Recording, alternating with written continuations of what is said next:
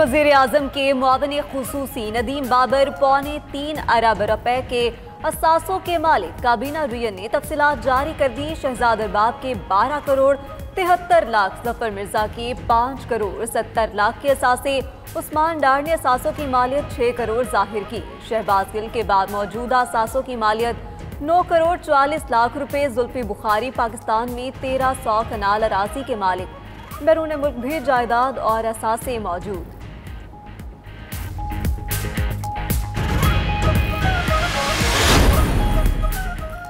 वज़ीर आज़म के 15 मुआवनीन खुसूसी में से 6 दोहरी शहरियत के हामिल, एक मुआविन खुसूसी अमरीकी ग्रीन कार्ड होल्डर।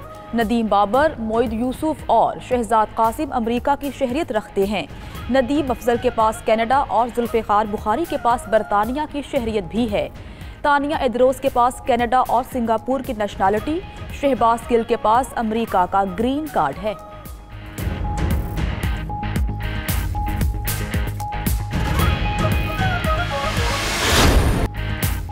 साजिशी थ्योरिज्म दम तोड़ गई। वज़ीर आज़म इमरान खान की वज़ीर आला पंजाब सरदार उस्मान बुज़दार को तबकी। विफाक की पंजाब हुकूमत को हर मुमकिन ताउन की यकीन दहानी। वज़ीर आज़म ने लाहौर में कायद आज़म बिजनेस पार्क का संगे बुनियाद रख दिया।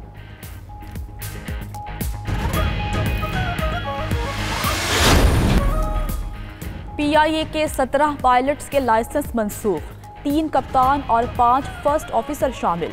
लाइसेंस मनसूखी के बाद पायलट्स को फारिग किया जाएगा। सफाई पेश करने के लिए 2 हफ्ते की मोहलत।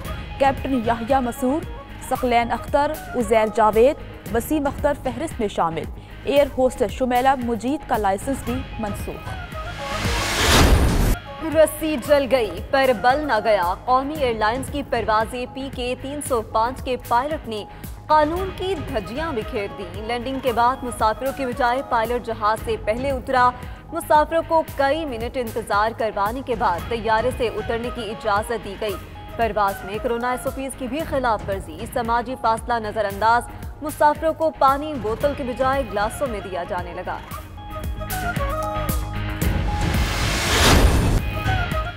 अवाम हो जाएं होशियार। दवासाज कंपनियों को कीमतें 7 से 10% तक बढ़ाने का इख्तियार। हुकूमत ने बुनियादी अद्वियात 7%, दीगर अद्वियात की कीमत में 10% इजाफे की इजाजत दी।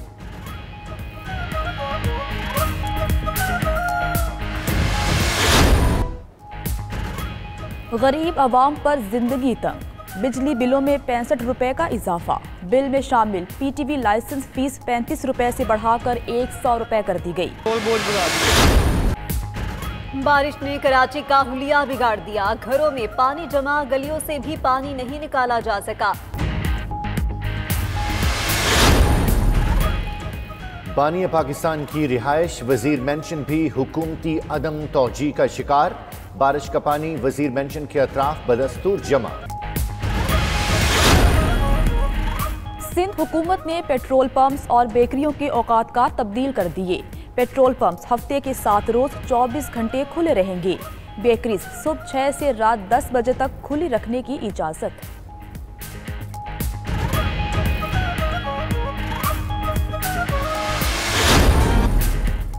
पेट्रोल का बहरान टल गया। पेट्रोलियम डिवीजन से मुज़ाकरात कामयाब। ऑयल टैंकर्स कॉन्ट्रैक्टर्स की हड़ताल खत्म। किरायों और टैक्सों पर पीर को FBR और सूबाई हुकाम से मुज़ाकरात होंगे। ऑयल टैंकर्स की हड़ताल के बायस मुल्क भर में सप्लाई मुतासिर हुई।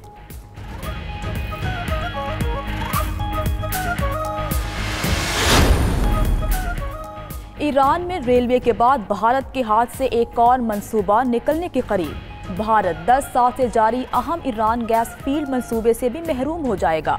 भारतीय वजीर खारिजा का कहना है कि ईरानी नेशनल ऑयल कंपनी के सरबराह का कहना है कि गैस फील्ड तैयार करने के लिए नया ऑपरेटर तैयार कर दिया है।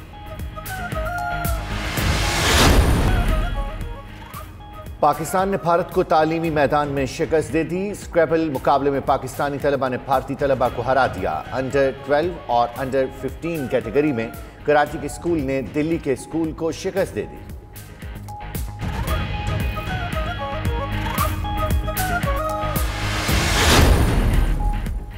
इंसानों की जानवरों से मोहब्बत की उम्दा मिसाल। इस्तांबुल में एक खातून की बिल्ली का बच्चा ड्रेन पाइप में फंस गया। रेस्क्यू टीम ने 8 घंटे की कोशिशों के बाद बिल्ली के बच्चे को जिंदा निकाल लिया।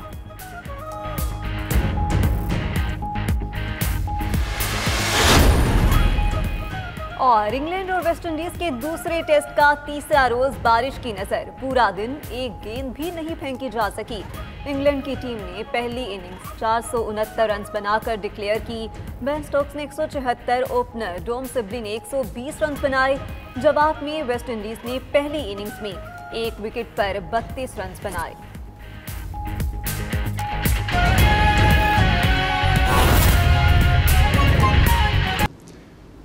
स्पेशल इकोनॉमिक जोन्स आपने जो 9 बनाए हैं अब तक, और ये जो आप इंसेंटिव्स दे रहे हैं बिजनेसेस को, ये बहुत बड़ा कदम है सही डायरेक्शन में। हमारा जो किबला है वो अब तक शुरू हुआ था 60s के अंदर इंडस्ट्रियलाइजेशन के ऊपर, और हम बाकी खित्ते से आगे थे, और आहिस्ता आहिस्ता हम पीछे रह गए और जो एशियन टाइगर्स हमारे से आगे निकल गए। सिंगापुर जो कोई सोच भी नहीं सकता था कि वो कोई इतना बड़ा हब बन जाएगा इकोनॉमी का, वो हमारे देखते देखते वो भी एक 50,000 पर कैपिटा इनकम है आज सिंगापुर की। उसकी वजह ये है कि उन्होंने प्लानिंग की थी। हमारी जो प्लानिंग थी 60s के बाद, हमारी प्लानिंग का सिस्टम ही सारा चला गया। हमारी प्लानिंग कमीशन ही ख़त्म हो गई, जो एक वक्त पे हमारी प्लानिंग कमीशन की वजह से हमारे जो फर्स्ट 5 ईयर इकोनॉमिक प्लान्स थे वो कोरिया, साउथ कोरिया जैसे मुल्क ने लिए, मलेशिया ने लिया, और वो आगे निकल गए वो लेके। लेकिन हमने जो एक वक्त पे एक मिसाल थी डेवलपिंग वर्ल्ड की, हम पीछे रह गए। तो उसकी बहुत बड़ी वजह यह है कि हम आगे का नहीं सोचते। हमारी सिर्फ प्लानिंग होती है कि इलेक्शन कैसे जीतना है, इलेक्शन से पहले कौन सी ऐसी चीज़ करें जो लोगों को नज़र आ जाए, उसको फिर हम अरबों रुपए उसको इश्तिहारात दें, और उसके बाद इलेक्शन उसके ऊपर जीतने की कोशिश करें। ये शॉर्ट टर्म प्लानिंग की वजह से आज पाकिस्तान जो मेरा ये मान का हिस्सा है कि ये वो मुल्क है जिसके अंदर सबसे ज़्यादा पोटेंशियल है। इस सारे एरिया से सबसे ज़्यादा पोटेंशियल पाकिस्तान का है, जो कि 60s के अंदर नज़र आ रहा था। ये जो प्रेडिक्शंस की जा रही थी 60s में कि पाकिस्तान ये सारे खित्ते को लीड करेगा इकनॉमिकली, तो ये तो आपने बड़ा ज़बरदस्त काम किया। इसकी लोकेशन भी मैं देख रहा था, बड़ी ज़बरदस्त है, मोटरवे के ऊपर है, परफेक्ट लोकेशन है, 2 हब्स हैं, फैसलाबाद और लाहौर उसके बीच में है। तो ये बड़ा ज़बरदस्त आपने ये जो इसकी लोकेशन की है। इसके जो भी आपकी उस्मान, जो भी आपके मसले मसाइल होंगे फेडरल गवर्नमेंट से, मैं आपको गारंटी करता हूँ आपके पास एक बड़ा डायनामिक इंडस्ट्रीज़ मिनिस्टर बैठा हुआ है, हमाद अज़हर। हमाद को आपने बताना और वो उसका काम होगा कि आपके सारे मसले हल करे। मैंने ये रियलाइज़ किया है कि हमारा अनफॉर्चुनेटली सिस्टम जो है, हमारा जो सारा निज़ाम है पाकिस्तान में, जो सारा जिसको रेड टेप कहते हैं, जो सारा जो गवर्नमेंट जिसका काम होना चाहिए फैसिलिटेट करना प्राइवेट सेक्टर को, वो सारा निज़ाम डीजेनरेट करके ख़राब होते होते उधर पहुंच गया है कि वो एक रुकावट बन गया है डेवलपमेंट के सामने। हर किस्म की रुकावट वो यानी जिधर नहीं भी ज़रूरत होती उधर भी रुकावट डाल देते हैं। मुझे तो ऐसे लगता है कि कई दफ़ा एक सिस्टम ऐसा बना हुआ है, वो उसके अंदर एक इनबिल्ट बन गया है कि किसी ना किसी तरह आसानी से किसी को काम नहीं करने देना। और मुझे पूरी तरह अंदाज़ा कभी भी नहीं, जब हम बाहर बैठे हुए थे, जब गवर्नमेंट से बाहर होते हैं, तो मुझे ये अंदाज़ा नहीं था। हम भी सोचते थे, हाँ नज़र आती थी करप्शन है हर जगह, पैसे दो तो काम हो जाता है, नहीं तो नहीं होता, वो तो नज़र आ रहा था।